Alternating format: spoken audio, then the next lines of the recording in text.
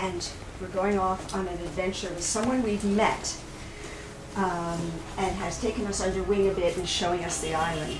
You'd think I would have learned a lesson stumbling up the White River at night. You'd think I would have realized that while rugged Dominica invites adventure, it's not always wise to accept the invitation. And why do I continue to listen to Steve? Steve's my husband.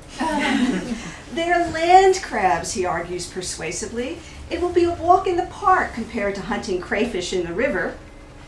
We're back on Rosetta, which is our sailboat, still anchored in Prince Rupert Bay, and he's trying to convince me, though he's not allowing much room for discussion, that we need to go crab hunting at the base of the Cabrites, the twin peaks that form the north wall of the bay. They were separate islands several millennia ago, but are now joined to Dominica by a stretch of just above sea level land.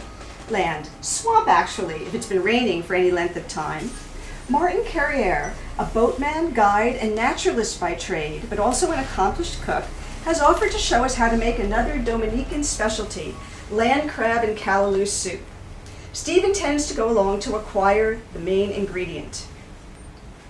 So scarcely 48 hours after the crayfish caper, I find myself walking in the dark again. Mercifully, this time the route is flat and dry, though that could mean a slow night for crab hunting. On either side of the trail, the ground is covered with fallen leaves and pocked with substantial holes. We need to listen for scrabbling in the leaves, Martin explains, and pan our lights in the direction of the sound to catch the glow of a crab's eyes. The light stuns it, deer in the headlights fashion, and then things need to happen fast. These are seriously mean crabs, packing serious weapons, hefty, bone-crushing claws, quite different from the dainty pincers of a crayfish. When they emerge from underground with their weapons raised and ready for attack, the males look like something created for a bad horror flick. When we freeze a crab in one of our lights, Martin runs towards it and gets a foot on its back, spinning it with a gentle soccer kick first if necessary to get it facing away from him.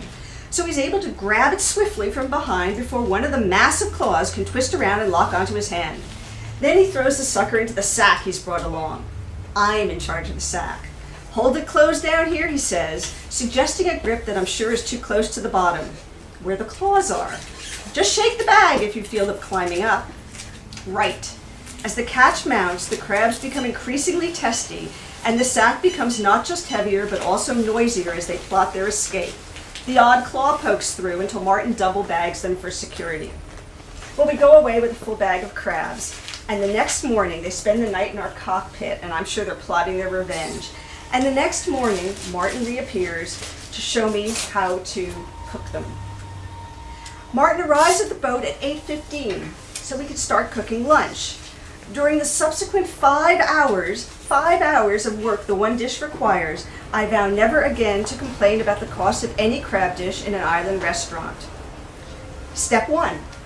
Get a crab out of the sack and break off its claws and legs. Funny how a few simple words can so underdescribe the difficulty of a task. Did I say the crabs were mean? Because by now they are really pissed off. You have to reach into the sack and grab one, steering clear of its claws and those of the 11 others. Steve counts, that's 24 deadly weapons. I can tell he's already worried about handling this part of the operation himself tomorrow, when Martin won't be here, and we have to deal with the remaining crabs, who by then no doubt will be even angrier. Anyway, as this proceeds, we work and we cook, and at one point my hands are slick with crab goo, the cockpit is slimed with muck, puddled with muddy crab washing water, and splattered with stray crabby bits. We've been at it for several hours, and we haven't even started the peeling, chopping, mixing, kneading, grating, and cooking phases, but our digits are all still intact.